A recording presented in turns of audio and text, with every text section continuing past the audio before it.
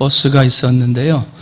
젊은 기사가 운전을 하는데 그날따라 손님이 한 사람도 없었습니다. 시골길을 달리다가 조금 지나서 할머니 두 분이 타서 기사 운전하는 바로 뒷칸에 두 분이 앉으셨어요. 도란도란 말씀을 하시면서 가시는데 한참을 운전하는데 뒤에서 할머니가 기사의 등을 툭툭 치는 거예요. 그래서 잠깐 돌아봤더니 아몬드를 주는 거예요. 기사 양반, 이거 드시면서 운전해. 아유, 할머니 감사합니다.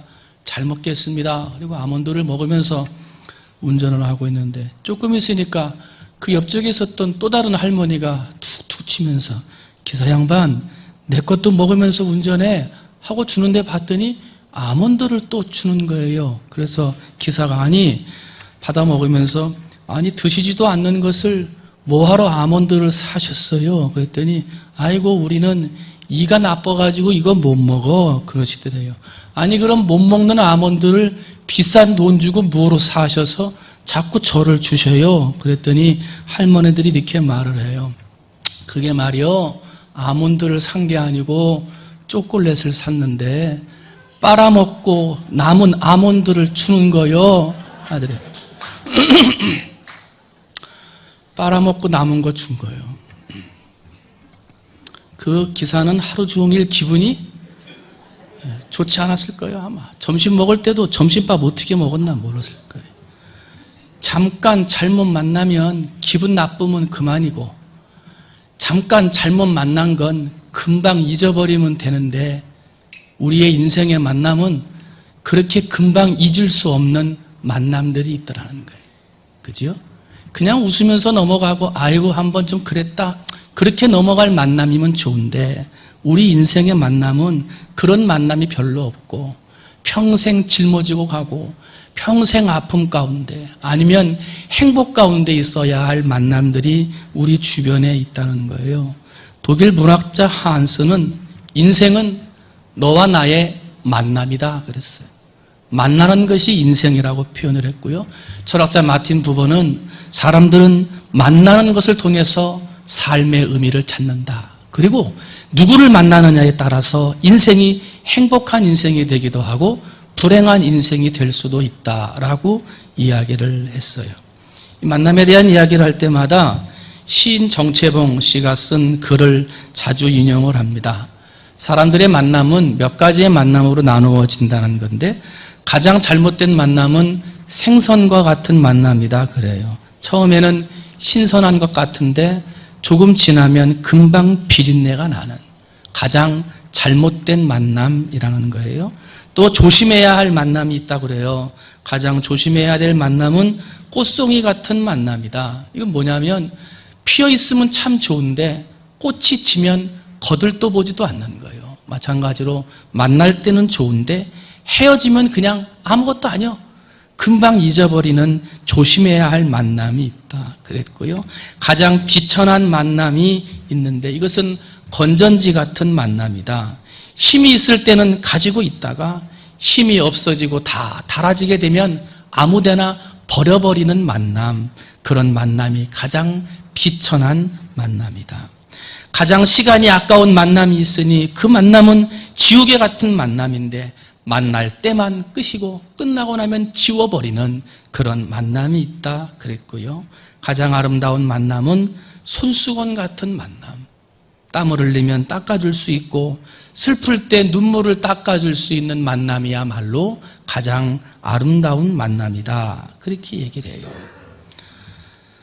여러분은 다른 사람들과 만날 때 어떤 만남을 하고 계십니까? 생선 같은, 조심해야 하는 꽃송이 같은, 비천한 건전지와 같은, 시간이 아까운 지우개와 같은 만남을 하십니까? 아니면 정말 길이 두고 기억될 만한 아름다운 손수건과 같은 만남을 하고 있습니까?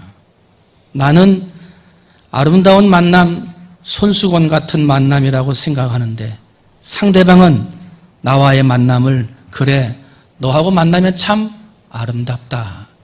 너하고 만나면 참 손수건 같은 만남이다라고 이야기할지, 나만 손수건 같은 아름다운 만남이라 생각하고 다른 사람은 혹시 시간이 아까운 만남, 비천한 만남이라고 생각하지는 않을지 나의 인생의 만남을 한번 생각해 보아야 한다는 것입니다.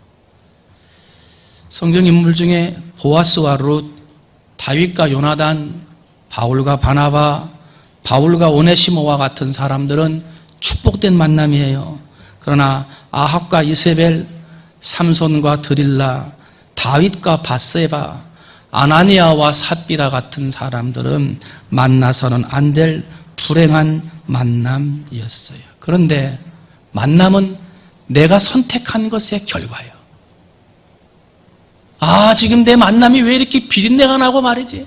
비천하고 시간이 아까운 내가 선택한 거야, 내가. 때문에 선택과 만남은 누구에게 핑계를 댈 수 없습니다. 누구에게 누구 때문이라고 탓할 수도 없습니다. 내 인생이 비린내가 나고 내 인생의 만남이 허물어진 건 너 때문이다. 그렇게 말할 수 없다는 거예요. 왜? 만남은 나의 선택이요. 내가 선택한 결과로 그와 같은 일이 주어지는 거예요. 결혼한 부부들에게 물어봤대요. 당신이 결혼한 것을 행복하고 만족하게 생각하십니까? 하고 물어보면서 당신들은 다시 태어나도 이 배우자와 다시 결혼하시겠습니까? 하고 물어봤더니 남자한테 당신은 태어나도 지금의 아내와 다시 결혼하시겠습니까? 그랬더니 50.6%가 예, 지금의 아내와 결혼하겠습니다. 그렇게 대답을 했대요. 그런데 여자한테 물어봤더니 여자분들은 지금 당신의 남편하고 다시 태어나도 결혼하시겠습니까? 그랬더니 30%만 다시 결혼하겠다. 남편들이 좀 불안하게 생각하셔야 됩니다.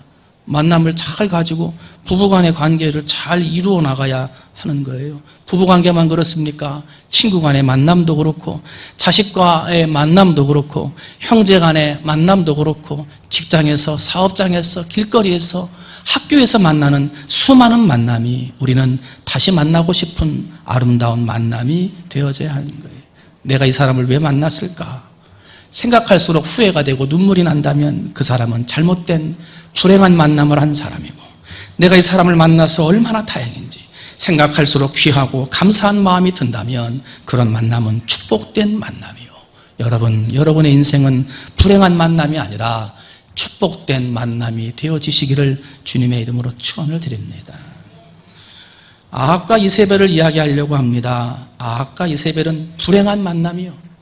만나서는 안 될 사람들이 만났어요. 아합 왕은 이스라엘의 7대 왕입니다. 22년 동안을 통치했던 사람입니다. 근데 이 사람은 마음이 악한 사람이에요. 마음이 어린애같이 순진한 것 같으면서 안으로는 대단한 욕심을 가지고 있는 사람이 이 아합이었습니다. 반대로 이세벨이라고 하는 여인은 이방 여인이지요. 이방 여인이고 최고의 미모를 자랑하는 여인이었습니다. 그런데 이 여인 안에는 강한 모습, 아주 간악한 데가 있었습니다. 선과 악을 제대로 분별하지 못하고 무조건 자기의 것으로 만들려고 하는 욕심이 대단한 여인이었습니다. 이 둘이 만났어요. 합력해서 선이 되는 축복의 만남이 되어야 되는데 합력해서 악이 되는 잘못된 만남, 불행한 만남을 이 둘은 하게 된 거예요. 잘못된 만남의 예를 보여주는 게 나봇의 포도원 사건이에요. 아합 왕이 여름철 자기 별장 가까이에 있는 나봇의 포도원을 적정한 대가로 손에 넣고 싶었어요. 그러나 나봇은 토지를 영원히 팔지 말라 하신 하나님의 말씀에 순종하기 위해서 왕의 청을 거절해요. 왕이 기분이 상해서 몸져 눕게 된 거죠.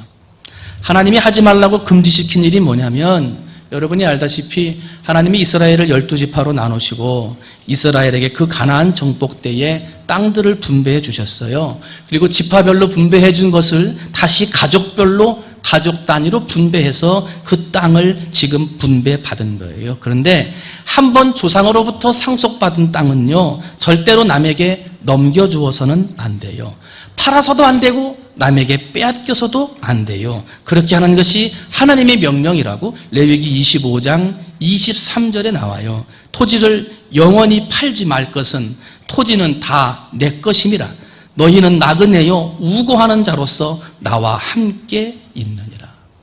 혹시라도 빚을 져가지고 그 땅이 남에게 넘어가면요, 그 땅 주인은요 7년이 지나고 안식년이 되면요 그 땅을 원주인에게 돌려주게 돼 있었어요.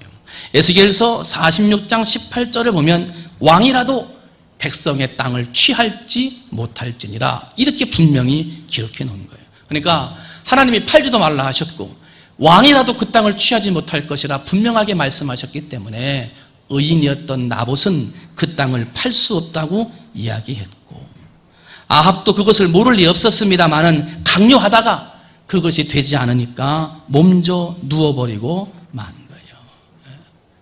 아합 왕이 나봇보다 몇 배나 더 많은 땅을 가지고 있을까? 그거는 뭐 성경에 나와 있지는 않습니다만 얼마나 많은 땅을 나봇보다 더 많이 가지고 있겠어요. 그런데 모든 것을 가진 왕이 남의 땅 한 조각을 더 갖지 못해서 몸져 누웠다. 알렉산더 대왕이 천하를 정복하고선요 바벨론 궁에 와가지고 잠시 몇 달 쉴 때가 있었대요. 그런데 그 바벨론 궁에 있는 정원에다가 담쟁이 넝쿨을 심어가지고 이렇게 담을 좀 올리고 싶은데 그 담쟁이 넝쿨을 구하지 못해가지고 괴로워했다라고 하는 우화가 있어요. 모든 걸 다 가진 사람, 세상 정복을 했다라고 하는 사람도 담쟁이 넝쿨 하나 없어가지고 우울해하더라는 거예요. 사람의 욕심은 끝이 없는 거지. 결국은 나봇의 포도원을 어떻게 취합니까? 이세벨은 남편 몰래 아합 왕의 욕심을 채워주기 위해서 의인 나봇과 그 아들들을 다 처형해버리고 맙니다. 그리고 합법적으로 처형한 것처럼 하기 위해서 금식을 선포하기까지 합니다. 그리고 이렇게 끔찍한 살인사건을 저지르고 나서 남편에게 와서 태연하게 말하죠. 여보, 당신이 갖고 싶어하던 그 포도원이 우리 것이 됐어요. 당신의 소유물을 한번 가서 보세요 하고 이야기하니까 성경에는 나와 있지 않습니다만 유명한 유대의 역사가였던 요세푸스는 그 다음 절을 이렇게 기록합니다. 아합 왕이 너무 기뻐 침상을 껑충 뛰어 한다름에 포도원으로 달려갔더라 하고 기록을 해요. 얼마나 무서운 두 사람입니까? 만나지 말아야 할 불행한 만남은 나도 불행해지지만 내 주변의 사람을 더 불행하고 아프게 만든다는 거예요. 사랑하는 성도 여러분, 여러분은 어느 자리에 있든지 나와 내 아내, 내 가족, 성도 간의 만남이 아름다운 만남이 돼야지 불행한 만남이 되어서는 안 되는 줄 알고 최선을 다하여 아름답고 축복된 만남이 되길 위해 노력하는 여러분이 되시기를 주님의 이름으로 축원을 드립니다. 이 자꾸 아내 이세벨이 아합을 이렇게 하고 아내가 못하는 거는 또 아합이 싹 해가지고 상부상조 해가지고 악을 이루어가는 거야. 악을. 신자는요 남의 악한 데를 충동질해서는 안 돼요. 악을 범하게 인도해서도 안 돼요. 약점을 미끼 삼아 사람을 넘어지게 해서도 안 돼요. 이런 일을 하는 사람을 우리는 형제를 실족해 한 사람이라 그러고, 예수님이 자살에 대해서 권유한 적은 없으시지만 남을 실족하는 자에게 대해서는 차라리 연자 맷돌을 메고 바다에 빠지는 것이 낫다고 말씀하셨어요. 그렇게 싫어하시는 거예요. 사랑하는 성도 여러분, 아주 가까운 친구나 특히 같은 교회에 다니는 성도 중에 나를 힘들게 하고 아프게 하는 사람이 있으면 그건 참 어려운 일입니다. 그러나 그 만남을 아름다운 만남으로 만들어 가도록 기도하고 노력하며 수고하는 여러분이 되셔야 될 줄로 믿습니다. 두 번째로 축복된 만남이 있어요. 여러분의 가족이 축복된 만남인 줄로 믿습니다. 여러분의 식구들이 축복된 만남인 줄로 믿습니다. 여러분이 가서 누구를 만나든지 그 만나는 사람들은 축복된 만남이 되시기를 주님의 이름으로 축원을 드립니다. 그런데 살다 보면 축복된 만남으로만 다 가느냐? 아니라는 거지. 하다 보면 잘못된 만남이 꼭 있다는 거예요. 불행한 만남이 있고요. 만나지 말아야 할 만남이 있다는 거예요. 안 만나면 그만이지. 근데 그게 되냐고? 안 된다는 거예요. 안 만날 수가 없는 거예요. 여러분, 내 만남이 축복된 만남이냐 불행한 만남이냐, 이 열쇠는요 내가 쥐고 있는 거예요. 내 마음으로 상대방에게 어떻게 대하느냐, 내가 어떤 자세, 어떤 생각으로 상대방을 만나느냐에 따라서 인간관계는 바꾸어지게 되어 있다는 거예요. 내가 뿅한 마음, 어두운 마음, 화난 마음을 가지고 만나면 절대 그 인간관계는 축복된 만남으로 바뀔 수가 없는 거예요. 이 사람도 하나님이 내게 주신 선물이고 이러한 어려움도 하나님이 내게 주시는 섭리이리라. 아침에 설교했듯이 형들이 나를 미워한 줄 알았는데 하나님이 미워하게 하셨구나. 형들이 나를 판 줄 알았는데 하나님이 형들을 통해 나를 팔게 하셨구나. 그리고 결국은 애굽에서 총리가 되어 우리 식구와 민족을 살게 하시는 하나님의 섭리였구나. 이것을 깨달을 수 있는 사람은 그 마음에 용서가 생기고 마음에 평화가 생겨 축복된 만남을 만들어갈 수가 있다는 거예요. 헬렌 켈러는 설리반 선생님을 만났습니다. 가치 없는 버려진 인생이 될 뻔했는데 좋은 선생님을 만나 위대한 인생의 사람으로 바꾸어졌습니다. 강철왕이라고 알려져 있는 카네기는 젊었을 때 길거리에서 방황하는 사람이었습니다. 믿음의 사람을 만났습니다. 청년, 방황하지 말고 인생을 값지게 살도록 노력하게. 누구나 할 수 있는 말이었습니다만 그 말 한마디가 카네기의 마음을 움직였고 그는 열심히 노력하여 세계 최고의 강철 부자가 되었습니다. 사무엘은 엘리 제사장을 만나면서 그 시대의 가장 훌륭한 선지자가 되었고 베드로는 예수님을 만났기 때문에 한 번 설교해도 3,000명, 5,000명이 회개하는 위대한 사도가 될 수 있었습니다. 다니엘에게는 3명의 친구가 있었고 다윗에게는 요나단과 같은 믿음의 친구가 있었습니다. 아브라함에게는 사라가 있었고 요셉에게도 마리아가, 브루스길라에게는 아굴라 같은 사람들이 있어 그의 인생을 아름답게 걸어갈 수 있었습니다. 목회를 했던 바울에게는 바나바와 디모데와 디도와 같은 아름다운 동역자들을 만남으로 그 사역의 길을 걸어갈 수가 있었던 거예요. 사랑하는 성도 여러분, 여러분들은 인생의 길을 걸어가면서 남에게 도움을 주고 아름다움을 주는 축복된 만남의 주인공들이 되시기를 주님의 이름으로 축원을 드립니다. 만나면 기뻐하는 사람, 한 번 만나고 나면 또 만나고 싶은 사람이 돼야죠. 나에게 도움이 될 만한 사람, 내 믿음을 좋게 해줄 만한 사람, 기도하는 사람, 진실한 사람을 만나야지. 내게 힘이 되는 사람, 위로가 되는 사람, 나의 문제를 해결해 줄 사람을 만나야지요. 하나님과 교회 앞에 엎드려 기도하며 내 신앙을 살려줄 사람을 만나야 하는 거예요. 나를 살릴 사람, 내 꿈을 이루어주는 사람을 만나야 그 만남이 축복된 만남이 되는 거예요. 이것은 반대로 내가 누군가의 그러한 축복의 사람이 되어져야 돼요. 나에게만 그런 만남의 사람이 있기를 원하지 말고 여러분이 만나는 다른 사람들에게 기쁨을 주는 만남의 사람이 되시기를 바랍니다. 여러분 스스로가 다른 사람들이 만나고 나면 또 만나고 싶어하는 그런 사람들이 되시기를 바랍니다. 도움만 받고자 하지 말고 여러분이 다른 사람에게 도움을 주는 축복된 만남의 사람이 되시기를 바랍니다. 여러분에게만 있는 믿음을 가지고 믿음이 없는 사람들을 도와 다른 사람의 믿음을 도와줄 수 있는 믿음의 사람, 기도하는 사람이 되어주시기를 바랍니다. 뿐만 아니라 다른 사람을 만나 그 사람들의 문제를 해결해 주는 사람, 그 사람들을 다시 살리고 그 사람들의 꿈을 이루어주는 사람이 되시기를 바랍니다. 우리는 축복된 만남을 해야 돼요. 다른 사람을 만남으로 나도 축복이 돼야 되지만 나를 통하여 다른 사람에게 복을 주는 것이 더 축복된 만남이요. 바라기는 오늘 이 시간 예배하는 우리 사랑하는 성도님들은 나는 지금 다른 사람과 어떤 만남을 하고 있는가? 나는 아름다운 만남, 손수건 같은 만남이라고 생각하는데 내 주변에 있는 나를 만나는 사람들은 나를 어떤 만남이라고 생각할 것인가? 나를 한번 돌아보고 나에게 도움 줄 사람, 기도해 줄 사람, 내 꿈을 이루어 줄 사람만 만나려고 하지 말고 내가 먼저 남에게 도움을 주는 사람, 남에게 사랑을 주고 그 사람의 꿈을 이루어 주는 축복된 만남을 이루어 갈 수 있는 우리 사랑하는 성도님들이 다 되시기를 주님의 이름으로 축원을 드립니다. 기도하겠습니다. 사랑의 하나님 아버지,